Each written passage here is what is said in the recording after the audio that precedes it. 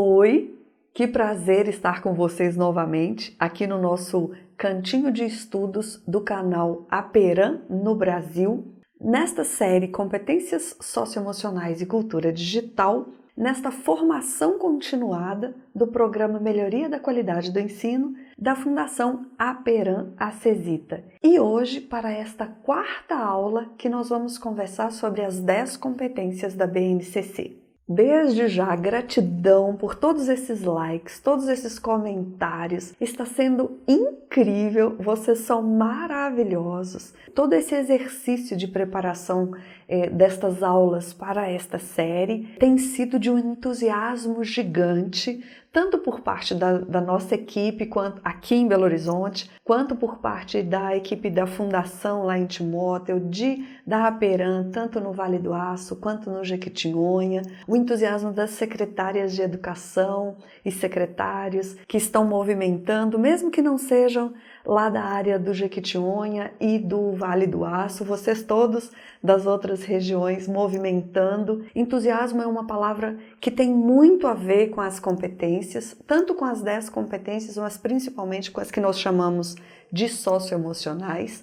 Entusiasmo me lembra muito um episódio que aconteceu comigo, quando eu ainda era bem jovem, começando o trabalho, e num determinado momento, numa reunião, eu fiquei muito indignada, porque aquela coisa de entusiasmo de querer fazer, e tem sempre aquela turminha do deixa disso, né? Aquela turma que não gosta que a gente faça algo. O mundo sempre é dividido entre pessoas que fazem e pessoas que criticam os que fazem. Isso é uma coisa muito normal e nós é que temos que aprender a lidar com essa questão. Isso tem tudo a ver com esta inserção dessas 10 competências na nossa vida enquanto profissional. E então, ao final da reunião, um grande amigo conversando comigo, ele veio me chamar a atenção porque eu terminei a minha participação na reunião assim, tudo bem, eu vou deixar de ser entusiasmada.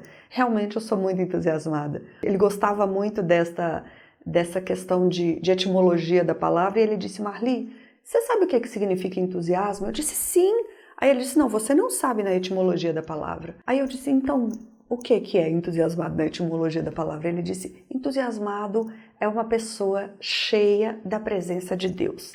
Então, quando você se sentir assim, indignado, igual você estava hoje, não fala que você vai deixar de ser entusiasmada, não. Porque aí você está dizendo que você vai retirar a presença de Deus do seu coração.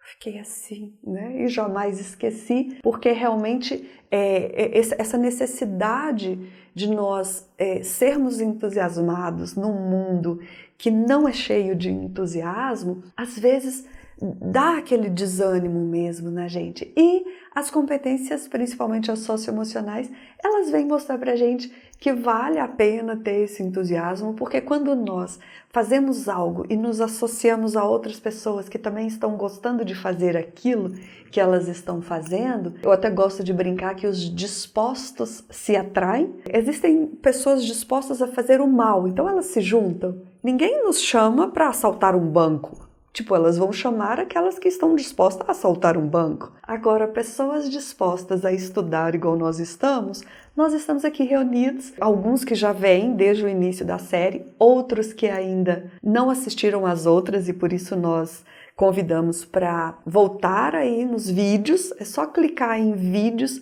no cantinho assim da direita vai ter classificar por. Vocês classificam pelos vídeos mais atuais e então vocês vão ver as outras aulas que já estão aí disponíveis para que vocês compreendam esse processo nessa sequência de estudo que nós estamos realizando. E essa necessidade de seguir entusiasmado é porque toda essa rotina nossa que nós tínhamos organizada foi desestruturada e agora nós estamos totalmente diferentes, nós estamos preparando aulas totalmente diferentes, nós aqui estamos com todo um cenário, com luz, com máquina, para conversar com vocês. Até eu brinco na década passada, que foi o ano passado, nós estávamos juntando material e colocando dentro do carro, fazendo milimetricamente para caber tudo. Chegava um dia antes na cidade, combinava com a secretária o espaço, o local, organizava tudo para na manhã seguinte estar cheio de dinâmica, para abraçar as pessoas. E hoje nós estamos totalmente diferentes. Assim como vocês que preparavam as aulas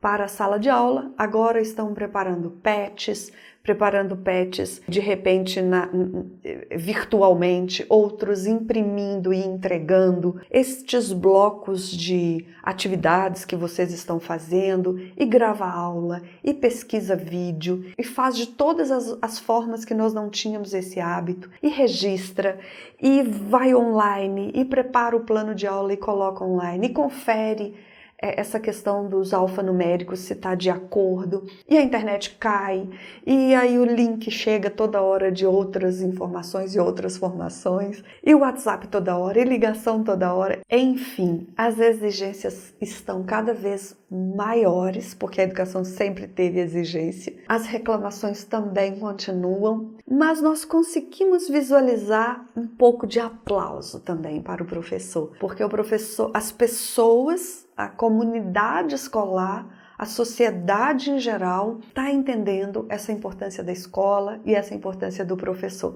Então, vamos aproveitar esse momento, não surtar com todas essas mudanças, mas ao mesmo tempo vamos tentar organizar o nosso pensamento, principalmente a partir destas 10 competências, para a gente continuar seguindo. Neste contexto da BNCC, que as 10 competências elas servem para a educação básica toda, ou seja, da creche ao ensino médio, nós precisamos compreender que estas 10 competências, elas vão nos mostrar o que é competência e o que é habilidade e onde que nós precisamos ver o que isso muda completamente. Porque já existia a palavra habilidades e competências nos nossos planejamentos. Só que agora com a BNCC, essas competências gerais e as específicas, elas vêm com o foco em cima delas. Então nós tínhamos o conteúdo na centralidade e agora nós temos as competências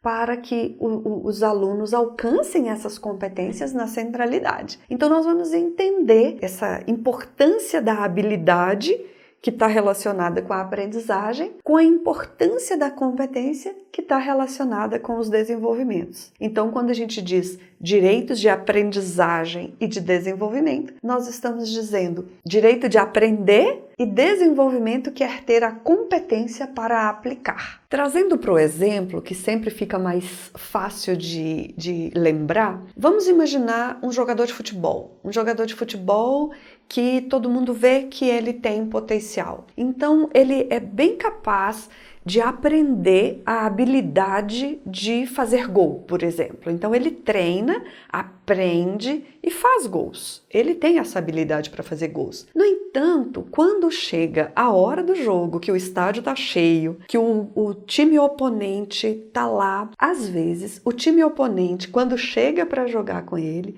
se esse jogador que tem a habilidade, que aprendeu a fazer gol, se ele não tiver equilíbrio emocional, se tiver tudo contra ele, o time oposto, a arquibancada toda, ele pode não conseguir fazer o gol, que é ter a competência de converter a habilidade que ele aprendeu de fazer gol no desenvolvimento que é o que de fato nós precisamos, que é o gol na hora do jogo. Então esse exemplo ele nos ajuda muito a entender que não basta você ter habilidade, você precisa ter a competência. Aprendeu a fazer gol, mas se não tiver o equilíbrio emocional para converter, se não desenvolveu a competência de ter esse equilíbrio emocional para colocar em prática o que aprendeu, não adianta de nada. Então, estas competências é que vão fazer toda a diferença para que a gente consiga mudar essa sociedade que nós queremos tanto mudar. Não adianta a gente saber. Saber muita coisa a gente sabe,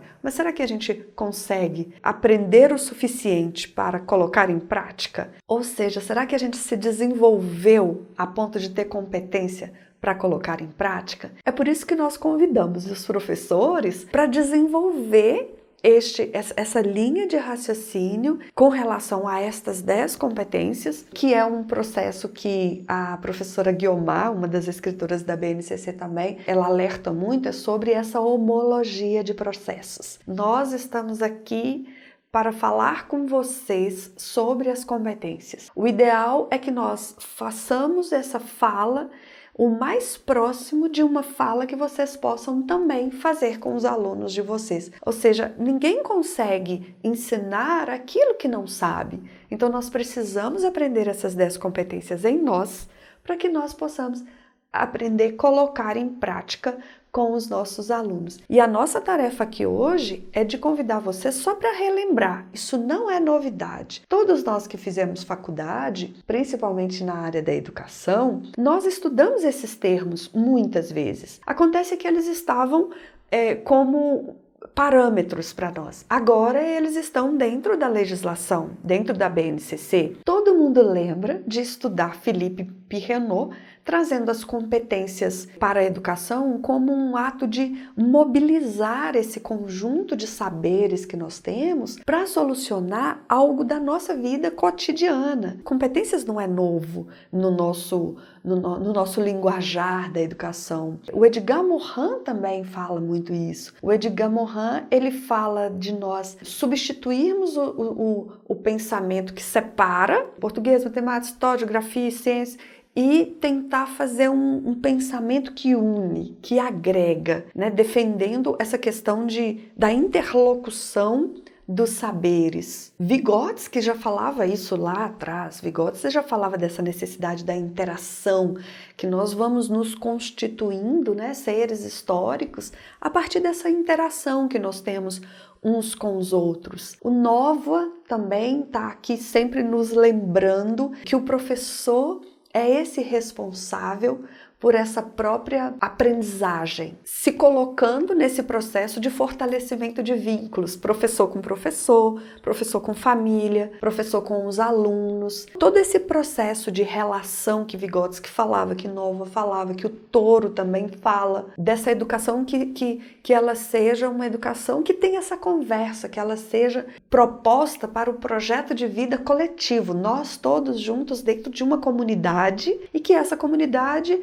um vai ajudando o outro, um vai ensinando o outro. E daí, concluindo com Vallon, que é uma das nossas maiores referências com relação a essas questões socioemocionais, que vem mostrar pra gente que nós, nem a criança nem nós, não somos só cabeça, nós não somos só inteligência, nós somos também corpo e emoções. Então nós precisamos do movimento e nós precisamos dessas relações afetivas, trazendo esse parentesco entre o cientista e o artista, esses dois olhares que nós precisamos trazer para a escola, não tanto para a sala de aula, mas para nós, professores também, olhar com esse olhar cientista de que não desiste nunca, erra, volta, erra, volta, erra, volta. E um olhar de artista também, que é um olhar que por esse ângulo não ficou legal, mas talvez por aquele, e se não ficou legal na fala, talvez fica legal na pintura, outra vez fica legal na música. E o Piaget, que é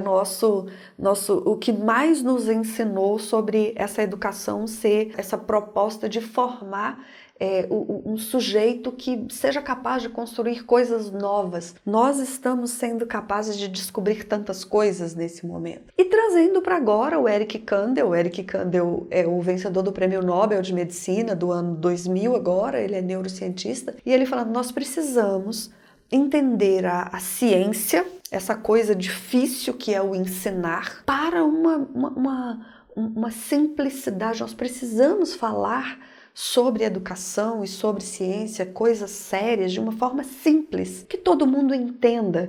E ele diz, como se nós estivéssemos conversando numa sala de jantar, trazendo aqui, amineirando, né? Como se nós estivéssemos todos na cozinha, conversando alto e rindo e brincando sobre coisas sérias da vida, porque ali naquela conversa a gente pode chegar a uma solução, atentando, né? Nos atentando para o que muita gente chama de síndrome de Darcy Ribeiro. Darcy Ribeiro foi o sujeito que mais tentou inovações na educação e apanhou demais, né? E foi incompreendido e até o fim da vida disse: eu tentei de tudo e eu falhei, mas melhor ter ficado do lado dos que tentaram. Esta é uma síndrome que nós temos, né? Quem gosta muito de tentar, e mesmo que às vezes a gente não chega a alguma solução, mas estas tentativas, de repente a gente não atinge a todos, mas às vezes a gente atinge aquilo que Paulo fala muito, do micro para o macro. Às vezes a cidade inteira não vai gostar da sua ideia, mas a sua escola gostou. Às vezes o estado inteiro não, mas a sua secretaria de educação gostou. E às vezes quando o resultado aparece, todo mundo começa a gostar da sua ideia também, porque tem gente que só gosta da ideia quando ela dá certo. Nós precisamos pensar que com relação à mudança na educação, nós não vamos conseguir de uma hora para outra. Nós vamos conseguir nos organizando, fazendo, como Paulo Henrique fala muito também, está falando isso nas aulas de quarta-feira, é legal vocês assistirem também, que nós temos que fazer primeiro as primeiras coisas. Então, nesse momento, vamos dar uma passada rápida. Eu sei que vocês leram as 10 competências. Vamos fazer um resumão aqui. Quais que são essas 10 competências e como que nós estamos vivenciando essas 10 competências? A competência conhecimento traz a ideia na BNCC de que conhecimento seja utilizar o que nós sabemos para entender a realidade que nós convivemos e continuar aprendendo. Essa ideia, ela é maravilhosa, porque ela não diz que nós temos que ter um conhecimento fechado numa caixinha. Ela diz compreender esse conhecimento que nós temos, relacionar com a realidade e continuar aprendendo. Eu gosto muito de pensar que o conhecimento, ele é como se fosse uma ilha. Então, eu sei um tanto de coisa, eu já viajei para um monte de lugar, eu tenho um tanto de diploma pregado na parede, mas isso é só o que eu sei. É o meu conhecimento. É aquela ilha, aquele pedacinho de terra que eu tô ali em cima. Daí eu posso olhar em volta de tudo e todo o resto que eu posso viver 100 anos, que eu não vou conseguir aprender, é o que ainda tem de conhecimento. Então, eu não sei tudo. Todo o conhecimento que eu tenho é pouco. E a gente precisa pensar assim, porque tem muita gente que estuda tanto, sabe? Estuda e não sobra tempo para aprender. Porque conhecimento não é só saber. Conhecimento é algo que você adquire. Mas a sabedoria é algo que você aplica. Por isso essa relação da habilidade com a competência. Então eu posso ter o conhecimento de saber, mas não aplicar. Então eu preciso aprender e eu preciso aplicar. E é por isso que nós precisamos nos colocar numa situação de que nós não devemos nos culpar por coisa que nós não sabemos, porque está lá fora da nossa ilha. Cada vez que nós sabemos um pouquinho de coisa, a gente traz aqui para a nossa ilha. E o legal disso, de compreender essa questão do que é esta competência conhecimento, que é conhecer e continuar conhecendo, continuar aprendendo, que aí nós entramos na outra competência que é maravilhosa, que é desenvolver o pensamento científico, crítico e criativo. O que essa competência traz para nós? Ela vai trazer para nós o conceito de que nós precisamos ser essa mistura que nós falamos ali do cientista e do artista, capaz de investigar, capaz de gerar hipóteses, capaz de aceitar o erro. E para isso, nós temos que compreender que a proposição desta competência, pensamento científico, crítico e criativo, ela nos traz a possibilidade de soluções coletivas. Ela nos traz esta ideia de refletir um com o outro. Eu tenho um olhar, o outro tem o outro olhar, e o olhar do outro, talvez ele tenha um olhar mais apurado para a escrita, tem outro que tem um olhar mais apurado para a escuta, tem outro que é a disposição do texto, por exemplo. Às vezes o texto está belíssimo, mas aí a gente não justificou, aí não ficou. Vocês percebem que tem várias formas de críticas que não são ruins? Acontece que nós precisamos tirar de nós uma aprendizagem que ela vem há anos. Eu gosto de brincar sempre para convidar as pessoas a jogar o jogo dos 7 acertos. O que é esse jogo dos 7 acertos? É você ver algo e tentar achar 7 acertos. A gente precisa treinar a nossa mente e a mente dos nossos alunos também. Porque nós passamos a nossa geração e a geração anterior à nossa, e nem sei quando foi que nós aprendemos isso, a brincar do jogo dos 7 erros. Então a gente olha para as coisas e inconscientemente nós encontramos 7 erros fácil, mas nós não encontramos 7 acertos fácil. Se você falar assim, olha, pega esse cartaz aqui e encontra 7 acertos para mim, a pessoa fala, hã? Como? Não entendi. Mas se você falar 7 erros, ela acha 7 erros. Lembra da repetição, né? Nós não temos na nossa mente esse hábito de olhar uma coisa e falar, nossa, que legal, a ideia desse texto tá boa. Eu trocaria só esse verbo. Mas primeiro você falou uma coisa boa, a ideia tá boa, mas eu trocaria o verbo. Ou então, nossa, ficou maravilhoso, eu gostei também. E se a gente colocar uma margem? Então, juntar a ideia de um e a ideia de outro não é fácil, porque nós acostumamos a conviver com o jogo dos 7 erros. E nós também esperamos mais o erro do outro. Às vezes o outro vem com uma ideia legal, um pensamento criativo, e nós pensamos que ele está criticando. E aí a gente já vai no embate. Então, esta competência é uma competência que nós precisamos, sobretudo dentro das nossas salas de professores, a perguntar e treinar o olhar e a nossa escuta para esse pensamento, quando diz que é crítico, científico e criativo, aceitar esse outro pensamento e considerar a terceira competência, que é o repertório cultural, que está relacionado com a nossa estética cultural. Então, por exemplo, nós do Vale do Jequitinhonha, por exemplo, se tiver uma chita, a gente acha que tá lindo, porque é a nossa identidade, é a nossa cultura. Mas se você vai para uma grande capital, talvez a chita não é uma coisa muito legal. Agora tá bem na moda, né? Porque essa coisa de voltar para o interior, mas não é uma coisa que é aceita para muitos. Para outros é aceito mais um pano mais claro, sem flores, sem babados. E isso tudo bem. É o repertório cultural de cada um, de cada cultura, de cada comunidade, de cada local que se vive, de como foi criado. E a BNCC ela vai trazer nesta competência o conceito que nós precisamos deixar fruir esta nossa cultura, que é o utilizar. Nós precisamos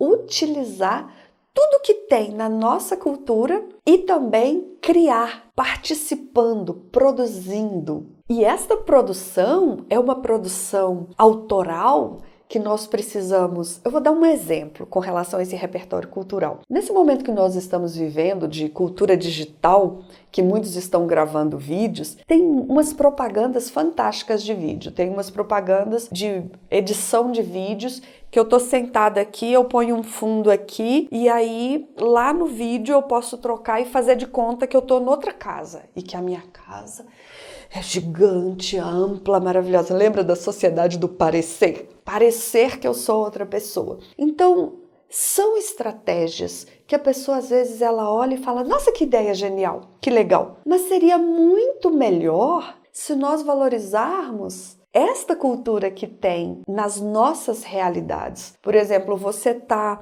aí no Vale do Jequitinhonha. E aí você está lá no Vale do Jequitinhonha e tem aquelas montanhas maravilhosas. E tem aquele jardim maravilhoso. Tem aquelas pedras maravilhosas. No quintal da sua casa tem flores.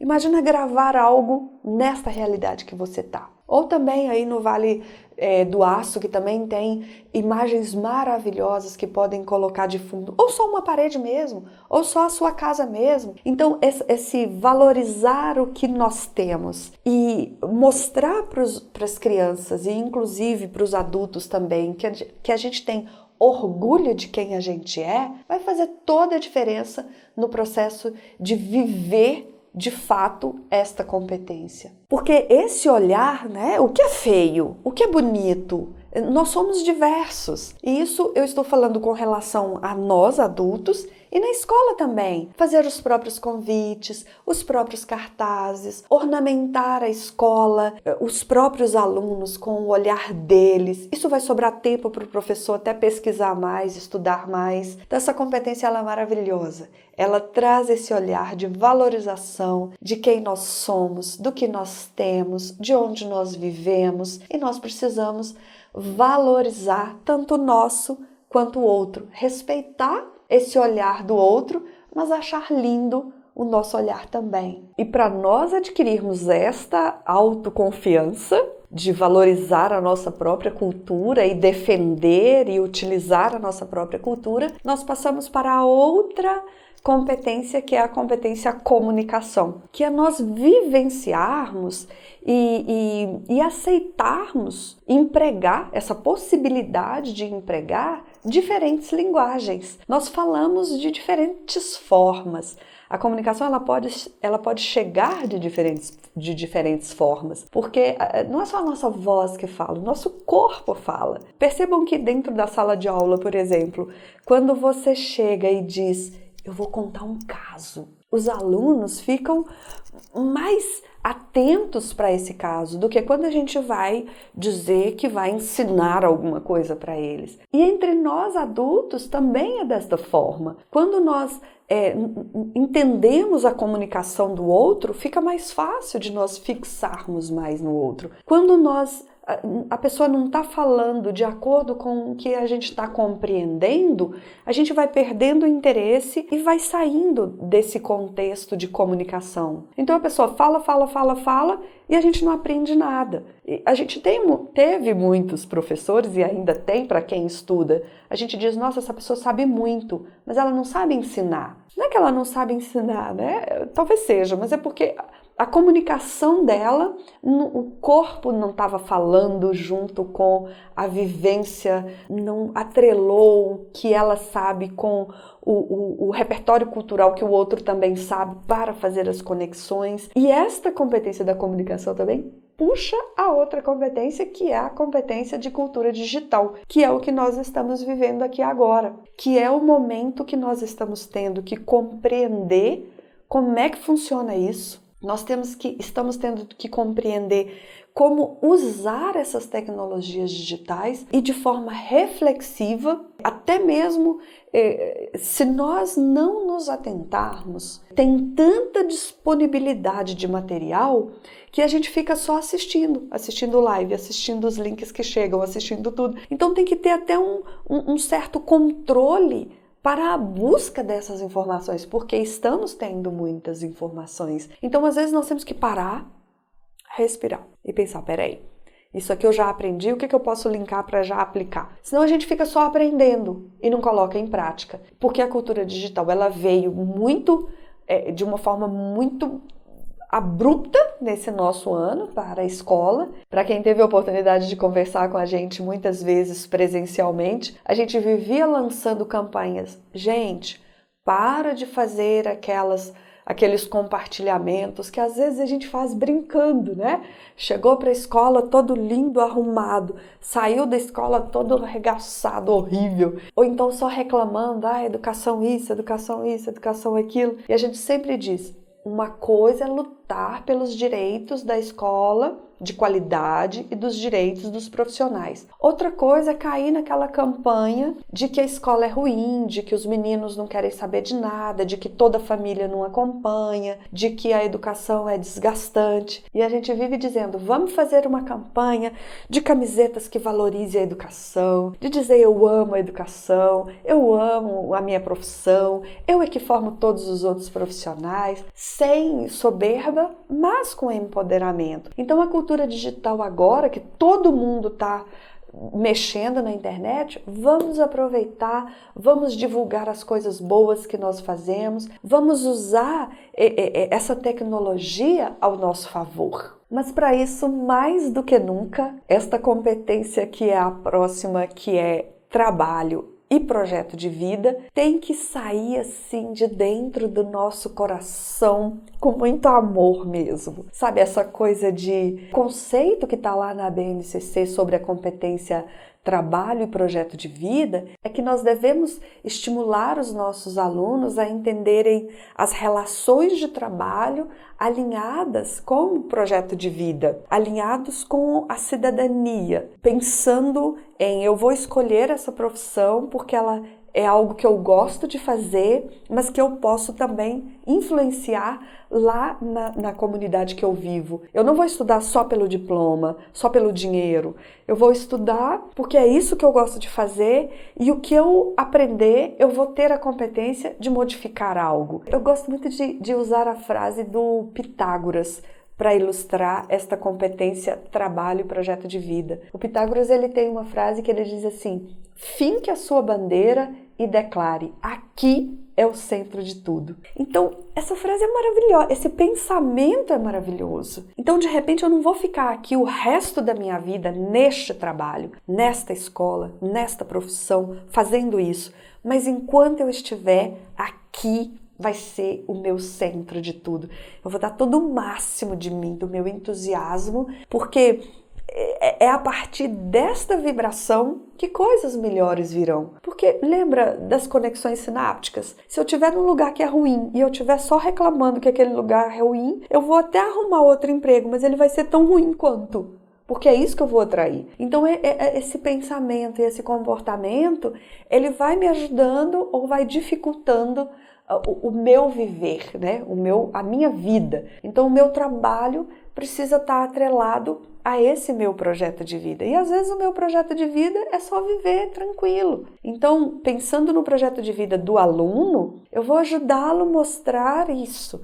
Mas pensando em mim, que já estou aqui, que talvez eu já estou concursada, eu estou perto de aposentar, ou eu ainda tenho muito tempo para aposentar, o que eu posso fazer para que esse trabalho ele não me desgaste tanto? Esta é a proposta de pensar essas questões socioemocionais das competências da BNCC. E aí, então, nós precisamos utilizar mais do que nunca a outra competência, que é a competência argumentação. Porque o conceito da argumentação é que nós devemos, então, trabalhar e ajudar os nossos alunos a entenderem e viverem também com a argumentação com base em fatos, com base em dados, com base em informações confiáveis. E essa contemporaneidade não está assim. Esta talvez seja a competência mais difícil das 10. Esta competência é a argumentação. Porque às vezes a gente diz algo, apresenta um estudo e a pessoa fala assim: não acho isso não. Aí você fica assim: como eu não acho? Eu tô te dizendo que alguém foi lá, testou, pesquisou, conseguiu comprovar e trouxe. Aí você, que nem sabe quem é a pessoa, não leu o artigo, diz para mim que acha que não. E aí a gente fica sem saber o que fazer. Nós estamos vivendo isso. Vocês vivendo com os alunos e nós também vivendo com alguns profissionais que também falam isso. E até nas nossas famílias. Porque essa coisa que virou nesse momento de eu tenho a minha opinião, então a minha opinião, você tem que respeitar a minha opinião. E isso é muito difícil. Por isso a competência argumentação, ela talvez seja uma das mais sérias que nós precisamos compreender para ensinar os nossos alunos também a como lidar com ela, para nós não sofrermos tanto. Vou dar um exemplo, que eu amo os exemplos. Aqui é o número 6. Eu estou vendo o número 6. Vocês certamente estão vendo o número 9. O que ocorre? Eu tenho razão, porque eu estou vendo o número 6. Vocês também têm razão, porque vocês estão vendo o número 9. Onde que entra a argumentação? Se você disser para mim assim: Marli, isso é um 9, aí eu vou dizer assim: poxa, não é um 9, é um 6. Sabe por quê? Porque está escrito 6 aqui, porque Paulo falou para mim assim: qual é o número que representa meia dúzia? Então, nesse momento que havia uma dúvida e alguém argumentou, deveria ter acabado a discussão. E aí, então, é que entra na outra competência, que é autoconhecimento e autocuidado, que é o momento que, se continuou a briga e a pessoa diz: você tem que respeitar a minha opinião. Não, eu não concordo. É nesse momento que você precisa se ajudar, porque ajudar a própria saúde física e mental é um papel nosso. É o que a gente diz, quem cuida de quem cuida somos nós mesmos. Porque às vezes, tem uma frase até que é muito repetida, não vou nem dar o crédito, que eu já nem sei mais quem disse, que é melhor ser feliz do que ter razão. Eu até brinco assim, tem hora que você tá no embate e você percebe que o embate não vai acabar, você diz assim, nossa, vou ali fazer xixi. Ou então, ai que sede, vou ali tomar uma água. Porque se a gente fica falando e brigando, o que vai acontecer? Nós vamos adoecer. Então a competência autoconhecimento e autocuidado ajuda muito a gente a entender que muitas vezes é melhor a gente ser feliz, deixar pra lá, do que ter razão. E aí, por isso, também entra outra competência, a penúltima competência, que é empatia e cooperação. A empatia e cooperação é tentar dialogar, tentar resolver, tentar conversar com a pessoa, tentar argumentar, né? Se colocar no lugar dela, entender que talvez aquele embate é porque ela não está num dia tão legal. Tentar trazer e tentar resolver dentro da coletividade cooperando. Mas se não puder fazer muito, também tem que dar um passo atrás, tem que sair um pouquinho. Eu gosto muito da competência empatia e cooperação a partir de um exemplo por Dalai Lama, que ele diz que é preciso ser egoísta sabiamente. Ser egoísta, pensar em você, cuidar da sua saúde sabiamente, sem prejudicar o outro. Igual agora nós estamos vivendo, usar a máscara para nos proteger e proteger o outro. Nós estamos sendo egoísta e sabiamente. E tem gente que não está usando e acha que é bobagem. Se a gente olhar para o Japão, independente de Covid, se a pessoa gripou, ela põe a máscara para ela não pegar mais vírus e piorar, e também para que, se caso ela espirrar, ela não infectar o outro. Olha que consciência! E aí nós chegamos na última competência, que é responsabilidade, cidadania e autonomia, que é nós conseguirmos agir dentro desse contexto coletivo com autonomia, respeitando os princípios da ética, os princípios democráticos, inclusivos, sustentáveis, solidários. E aí a gente volta de novo lá na questão do primeiro vídeo que nós falamos sobre a autonomia, que é tão difícil. Quero terminar falando com vocês para fazerem uma reflexão. Quando a gente está lá rezando o Pai Nosso,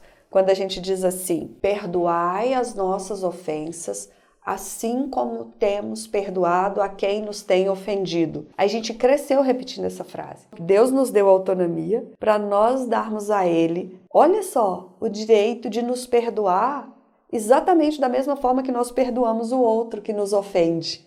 Olha que doideira! E esse raciocínio vai nos levar para o próximo encontro. O próximo encontro é uma tarefa rápida. Vocês precisam pensar sobre o nível de ansiedade e o nível de depressão que vocês estão vivendo. Pensar nessas duas questões, amarrada a essas 10 competências que nós falamos hoje, essa vivência dessas 10 competências, vai fazer a nossa aula da próxima segunda-feira ficar maravilhosa. Esperamos vocês, hein?